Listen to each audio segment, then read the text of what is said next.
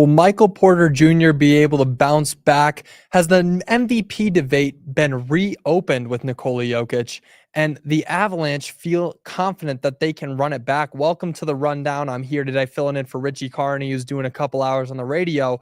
So I'm going to be chilling with you guys, talking about some of the big news happening around both leagues, the NHL and the NBA, that's going on right now. And first off, right now, actually yesterday, the Avalanche held a big press conference at the end of their season after that terrible collapse that happened on Monday or Saturday, excuse me. Just a terrible, terrible defeat where they were up 2-0 in the third period and then gave up 4 unanswered goals, all at the hands of Mikko Rantanen. He had a third period hat trick and then recorded an assist for that fourth point. Just terrible collapse. And they held that press conference yesterday just to kind of make sure that everything's in order. They're going to be talking about what the changes are, what they're going to do. And they did actually make a change, firing one of their assistant coaches in Ray Bennett. And many people thought that, maybe it would have been a different move. Maybe they would have ended up firing Jared Bednar, and clearly they didn't. They're keeping their GM and their head coach, both thinking that, they're going to be able to make another deep playoff run and their championship window could still be open. And actually, they did speak on that championship window, on it being open. If we want to pull it up right here, Joe Sakic said, listen, when you got Cale Makar and Nathan MacKinnon, your window is open. You're not going to have those players forever. So when you have them, you try to surround them with the best players you can and give them an opportunity to do what they do best. So clearly he's confident that this team still can move forward. They're still in a championship window. They do have some of the best players in the league right now in Cale Makar and Nathan MacKinnon. Those guys are consistently at the top of the league in their respective positions. They're both nearing the top of awards every single year. And they're playing at their peaks. Now, Cale Makar didn't have the best season this year, of course. It wasn't the greatest all the way around. But Nathan MacKinnon, again, goes out there and he's providing the same kind of effort that he's been providing for the last several years. So looking at those two guys, of course they're still in a championship window. How can you not be in a championship window? Look at what they're doing. Look at what they did in, and even as poor as this playoff series was, and as badly as it ended, they went out there and those guys led the team. They got those victories. They went to a game 7 and they almost won the game 7. And had they won against the Dallas Stars, we'd be getting ready to see probably another championship in this town. It's between the Avs and the Stars. It was before the playoffs started. And I'll be honest, now that the Stars have won, I'm confident that the Stars are going to win it all. It was either of those teams. It was going to be the Stars or it's going to be the Avs. It was going to be either of those teams, and whoever came out on top had the best chance of winning the Stanley Cup.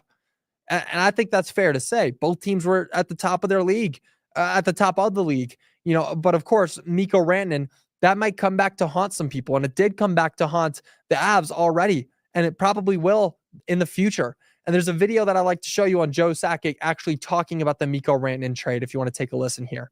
After the deadline, we love the team we have. If it was up to me, if we could do it, and we'd love to bring this same unit back and try and go another run. But we felt we had to get deeper. And not only for this season's team, but moving forward, that just paying 3 high-end guys and not having a surrounding cast wasn't going to get it done. So the depth, that's clearly what Sakic wanted to improve, the depth on this team, because there wasn't very much, to be fair. Before that trade, there wasn't very much depth, and they added some great players in Marty Necas and Jack Drury, and they continued adding great players throughout the season. You got Brock Nelson. You got more guys earlier in the season when you picked up Mackenzie Blackwood and Scott Wedgwood. Those are great additions. And honestly, at the time, the Mikko Rantanen trade was, of course, shocking, but letting them play for a little bit, getting Drury and Necas some time to actually get on the ice with the Avs and play, it wasn't terrible. It wasn't, and I'll stand by that. I don't think that the trade was all terrible. It wasn't a bad idea. You got a guy in Mikko Rantanen who wants to be paid this much money, but you can only offer him this much. He's going to leave. He's going to leave in free agency. You get something out of him. You do. And they got 2 great players in Drury and Necas. It wasn't a bad decision overall. Now, it's really unfortunate, and that's the only way to describe it, that it ended up coming back to bite the Avs in the butt this bad, in such a way like this, where he's putting up four points in the third period to take a win in game 7, that's the worst case scenario. It is. It doesn't get worse than that. But watching how the season was after those trades, watching the regular season, seeing how those guys played together, there should be hope that the Avs Stanley Cup window is still open, because it looks wide open. It does. It was closing. But when they traded away Mikko and they got 2 players in Drury and Natchez, sure, there's going to be some uncertainty in the future, but if they can secure this depth on this team right now, the championship window is still open. And keeping both their GM and their head coach proves that Sakic really has that kind of, or Sakic has that feeling that this is going to be a championship team again in the next 2 or 3 years. I've got faith in it. And clearly he does too. And that's the kind of thing you want to see from the higher ups, the executives on a team. You want to see them have faith, and not firing Jared Bednar is better. You don't want to go into, they made it 100% clear, 100% that Jared Bednar is the head coach. Have that. That's better. That's better than leaving uncertainty. There was a lot of uncertainty. If you pass it over to Mike Malone on the Nuggets, there was a lot of uncertainty on if he was going to stay the head coach because of how they were playing in that season. And uncertainty is the one thing that can kill teams. So having that all clear, there's clarity on this locker or on this team right now. That's better than firing your head coach right now or having uncertainty going into the next season. Now, moving on, though, talking about some of the Nuggets, they really sent a strong message with that win on Monday. Just an incredible win. I'm excited to talk about this with y'all because what a game. I don't know how many more times you guys can hear this, because that was just the best game I've seen from a playoff point of view from the Nuggets in a while. It was better than most of the games I saw last season. And last season, there were 2 game winners from Jamal Murray. But this season, we got 2 game winners from Aaron Gordon. Now, if I had a nickel for every time Aaron Gordon has hit a game winner in the playoffs this year, I'd have 2 nickels. And that may not seem like a lot, but it's more than you think. I mean, 2 nickels. This guy's hit 2 game winners. His first one came in that Clippers series where he had that putback dunk, and then he goes out and he hits a game-winning 3. So the thing that kind of shocks me about that is, first of all, it was a game-winning 3, a 3-pointer. I don't know how I feel about pulling up when you're down by 1 point. You got 5 seconds left on the clock, and you're shooting a 3, especially Aaron Gordon. Now, I'm a little uneasy about that. When I watched that shot go up, when I watched him start to pull up, I held my breath for a second because I was like, why are we shooting a 3? This is the modern age of basketball that I don't like. You don't need to shoot a 3 every time you get the ball wide open on the corner or on the wing. You don't need that. But what I will say is that every single one of these players on this team, I would trust to take that shot. Maybe not DeAndre Jordan, but everybody else I would trust to take that shot. These are all pros. They're pros. They go out there. They got it done. They went out and they got that huge win in probably the most important game of the series. I don't know how many games the Nuggets have left, but a game 1 win on the road against the best team in the league, that's as important as it gets. That's as big as it gets. The moment doesn't get any bigger than hitting a game-winning 3-point shot against the best offense, best defense, best overall team in the league according to record. It's as big as it gets. You go out there, you make a statement. You're down by 10 points. You were down by 13 points with 6 minutes left, down by 10 with 4 minutes left. And they came all the way back. They scraped and they clawed and they got themselves back in the game and then put themselves into a position where they could win the game. And a reason why that position happened was because of Nikola Jokic's defense on one of the inbound passes. If you go back and watch the last 15 seconds of the game, and game 15, not actual 15, because we know how those last 15 seconds of basketball games work. If you go back and watch, when they were inbounding the ball, when Chet Holmgren was eventually fouled to take those free throw shots, watch how Nikola Jokic is guarding the inbound pass and then immediately turns around and goes and guards Shai Gilgeous-Alexander, because that's the last person you want to see touching the ball on the free throw line. Because we could talk about free throw merchant all we want, but if you can hit him, you can hit him. And he's knocking down those free throws every single time he's getting the ball. So getting the ball out of his hands was priority number 1. And Nikola Jokic, his defense in this postseason has grown exponentially because the way he flipped and turned and stopped Shai from getting the ball and forced it into Chet Holmgren's hands saved them the game. It won them the game. Now you watch that and it's as good as a player can be on the defensive end. And that's where the MVP conversation starts to come back at. Again, MVP is a regular season award.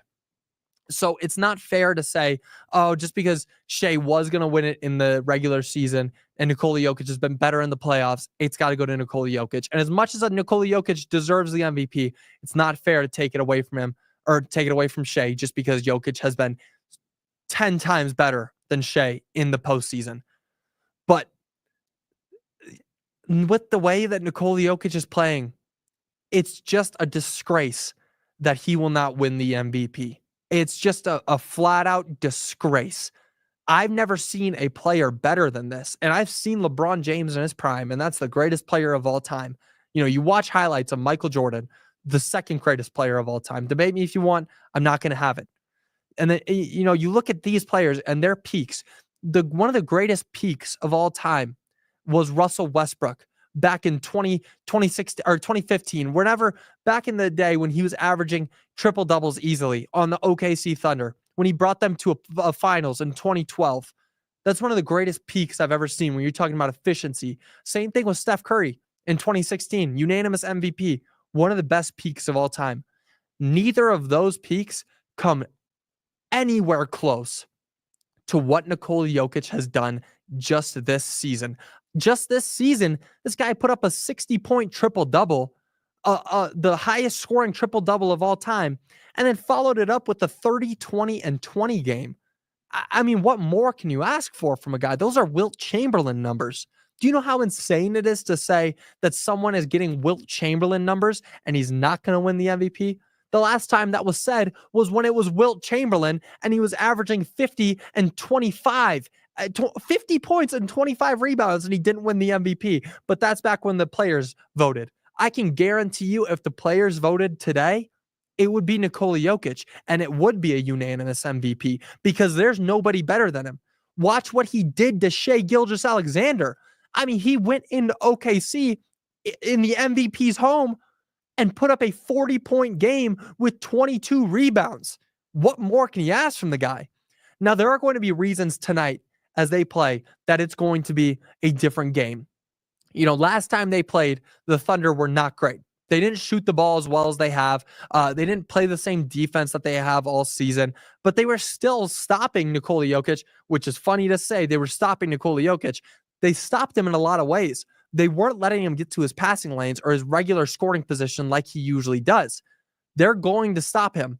They're going to slow him down tonight, or they're going to try to, at least much harder, because you look at what the Nuggets did. They came back. They got a huge win, but they played terribly too. It's going to be a much different game. They had 18 turnovers, allowed 23 points off of those turnovers, but they went out, they got offensive rebounds, they got defensive rebounds. They outboarded the OKC Thunder by 20 rebounds. It's going to be a much different game, but the catalyst of tonight's game, what it's going to fall on is Michael Porter Jr. He needs to have a game tonight. If he does not perform at the level that he is paid to perform at, the Nuggets will lose this series, and they will most likely lose this game. It was lucky that the Nuggets were able to get a win with the way he performed. We have the stats right here if you want to take a look at this. 2 points, 1 for 8 from the field, 0 for 3 from three-point range. That is not what you want to see from a guy who's a max contract player. And it sounds easy to say, but that's not how you're paid to play. That's not what you're paid to do. You are paid to go out there and average 15 and 10. That's all you need to do. And what I will say, and I can give Michael Porter Jr. some credit, that was the same conversation we were having a couple weeks ago after game 1 when the Nuggets barely got that win against the Clippers in overtime. It was a game 1 overtime win. When everybody was like, oh, this series is going to 7. They are right. Because Michael Porter Jr. did not perform at the level that he usually did. I believe he only had 8 points off 3 for 10 shooting, something around that number. But then the next game, he went out there and got 15 and 15. 15 points, 15 rebounds. That is what Michael Porter Jr. should be doing. He is way too tall. He's way too long and athletic to just be allowing rebounds to go away. He has to get rebounds. Rebounding should be Michael Porter Jr.'s second duty. But going back to what his first duty should be, he's got to shoot the ball better. 1 for 8 is a terrible number for a max contract player. There's no, if the Nuggets end up losing this, Michael Porter Jr. is good as gone because he can't, and losing this series is what I mean, because he can't be expected to go out there and only give up 2 or only shoot 1 for 8. You're shooting 8 shots. Sure. You get one of them to go in. You get 2 points. Get to the line if you can't get a shot to fall down. Get to the free throw line. Find your stroke there. Compete. Actually play at the level that you're paid to play at, because it cannot continue where he's just allowed to go out there and put up 2 points of 1 for 8 shooting and the Nuggets almost lose. Luckily, they didn't lose, but he got subbed out. Same kind of thing that we saw in game 1 of the Clippers series. You got to go out there and perform. So if it's anything, if the past does repeat itself, expect a bigger game from Michael Porter Jr. tonight. But that'll do it for your rundown. We'll be back with you guys again tomorrow. Richie Carney will be back with you, recapping, again, a huge Nuggets game. It's going to be big if the Nuggets end up taking both games on the road in OKC against the best offense, defense, and overall team in the league right now. I would start getting those Nuggets 2025 championship flags ready. But that'll do it for your rundown. We'll see you guys all tomorrow. Until then, y'all have a great rest of your day. Bye, y'all.